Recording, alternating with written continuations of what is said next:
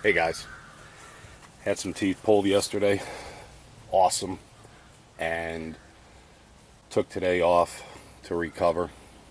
But took the trash cans up this morning, a couple of 300-yard drive, and the Cubs started making that clunking noise again in the drive line. Sounds like it's more up front, but I need to get to the bottom of it long before the first snow flies, since it's going to be my snow plow machine again this year. I'm going to see how much of a pain in the neck it's going to be to pull that floor pan out so I can get a real good look at things. I'm not really in the mood today to climb under this and pull down skid plates and stuff to get a look. So hopefully I can get this floor pan out fairly easily and it'll show me everything I need to see. It's just under 40 hours as of right now on the machine. So I'm going to use some air to blow the dirt out of the screws in the floor so that I can get the bits in them. Apparently there's two different styles that they use on this primarily for panels. One is a Phillips head and the other one is a 3/16 Allen head. It's just under 40 hours as of right now on the machine.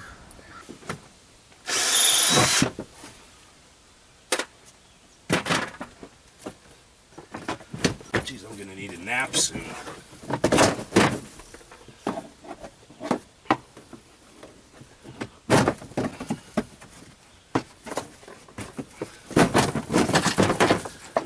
There's that. Oh my God. So I've got the wheels off the ground, and other than lack of use and a little bit of brake noise, everything sounds pretty much the way it ought to.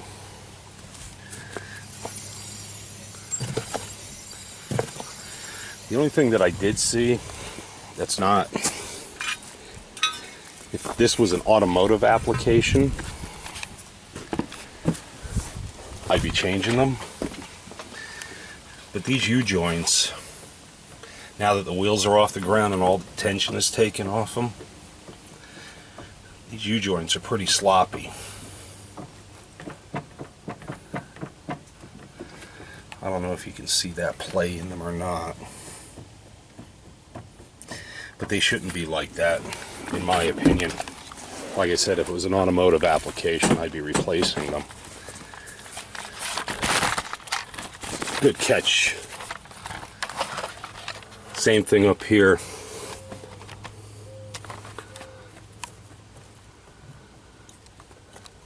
There shouldn't be any side-to-side slop in the U-joints. So I think now what I'm going to have to do, and of course I don't have any jack stands here, so I'm going to have to engineer a way to keep the front wheels off the ground while I raise the rear wheels, so I can start this thing, put it in gear, and let it run, so I can try and find out where this noise is coming from. Alright, so we've got the rig, got the wheels off the ground, barely, but should be good. I do not condone doing this the way I'm doing it. I take full responsibility for my personal action, but not yours. So, this is only because I have a lack of resources, and I really need to get this squared away. So what I'm going to do is put it in four-wheel drive. And I'm going to need to get the RPMs up to get the wheels in motion, so hang on.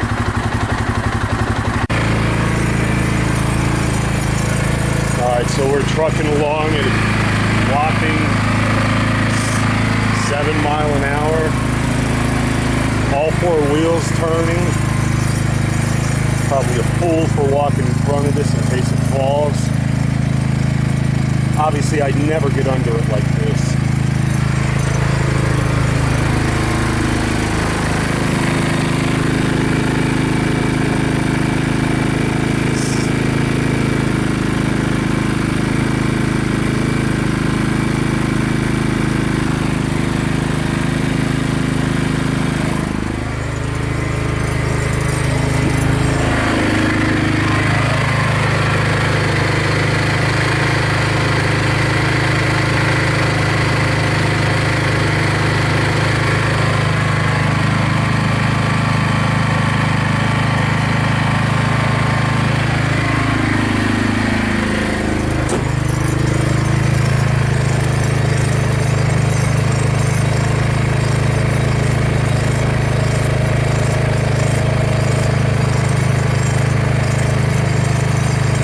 I'm kind of at a loss right now where this noise is coming from. I thought for sure with the wheels off the ground and turning I'd be able to hear a little something something,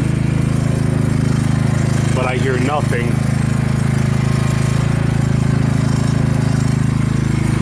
You turn the wheels, put a little tension on things. Now that's cranked all the way and I still don't hear anything.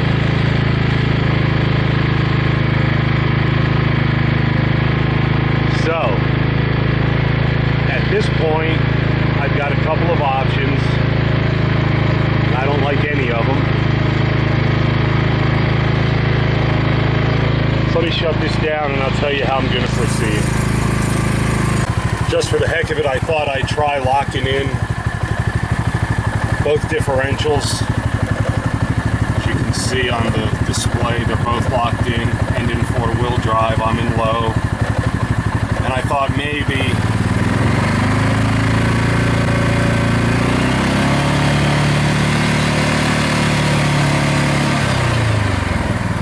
but man, I'm just not hearing it. So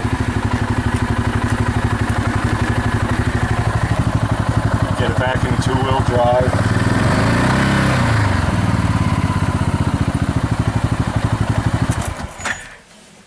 So here's what I'm going to do. Number one, I'm going to, because these U-joints all have a grease fitting, I'm going to grease the snot out of them. Try to get to all four, and that's going to be the first thing. Second thing I'm going to do is figure out where the fluid level is supposed to be on this front differential, find the access plug, and make sure that's full.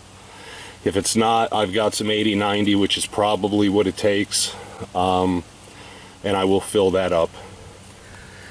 My third option, actually it's not an option, I guess it is an option, is I'm so certain that this noise is up front, and pulling that differential, cracking it open, looking inside for anything chipped, worn, broken, is an option. And it may be the cheapest option at this point, but I think I'm going to go with option, let's see, A, B, C, D. Fourth option is I'm going to grease everything, make sure the fluid levels are full, then I'm going to run it till it breaks. And that's probably going to be more expensive and possibly more labor intensive, but I really don't have the time, definitely don't have the desire to pull this front diff out and take a look inside.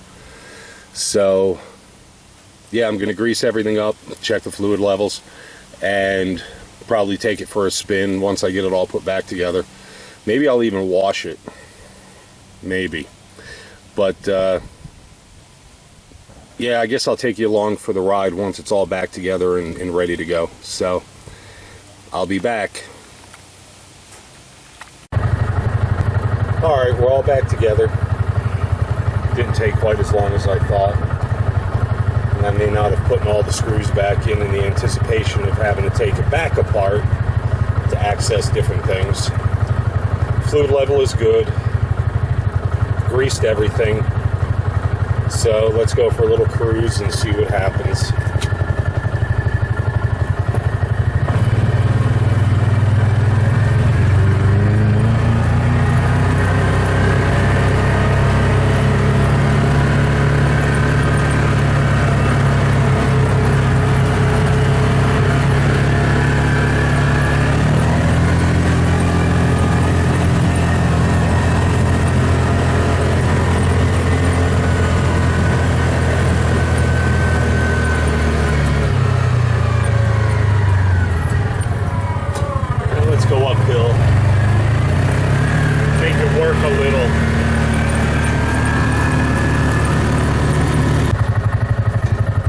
Part 2 of our little road test.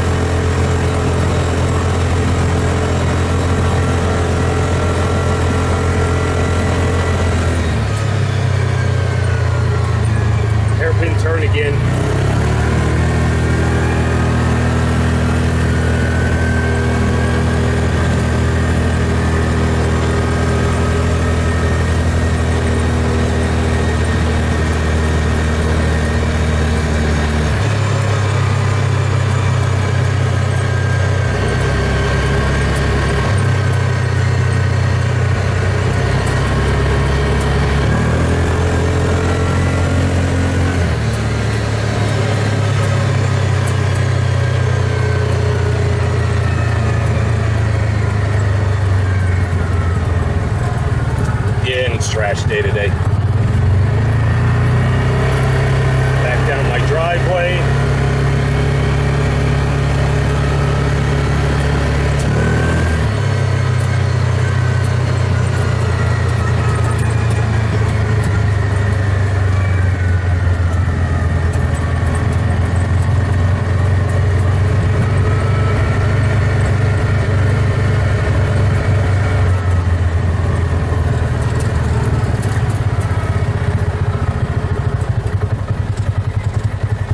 Well, I didn't hear anything, and I would have on that little zing if I, was going to, I think. I don't know, a couple of those U-joint grease fittings were bone dry on the outside, as opposed to some of the others on the suspension that had grease residue on them, which kind of makes me believe that maybe they never did grease the U-joints, and maybe that's all it was. I really hope so, but we'll find out. I'll keep you guys posted if you're interested, and if you hung in there through this whole thing, God bless you. All right, talk soon, everybody. Have a great day.